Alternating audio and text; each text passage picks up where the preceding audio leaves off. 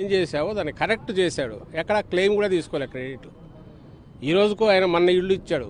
జగన్మోహన్ రెడ్డి గారు కట్టించిన ఇళ్లను తన కింద చూపించుకున్నాడు.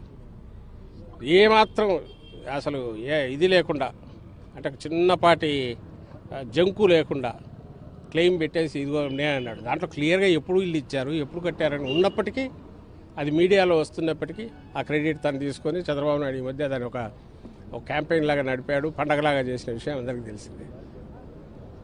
మరి ఈరోజు దీనికి కూడా చేసుకోవచ్చు, వద్దనలా. నేనే ఆసుపత్రులు కట్టాను, నేనే వైద్య కళాశాలలో ఆయన 5 మిగిలినవన్నీ నేను చేశానని క్రెడిట్ తీసుకుంటే తీసుకోవడం తప్పలేదు. కానీ ప్రజల ఉసురు ఇచ్చేసుకోవద్దు.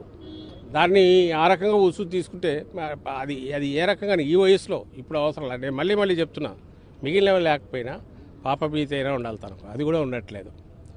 ఇది ప్రజల ప్రాణాలతో ఆడుకుంటున్నాడు ఆయన.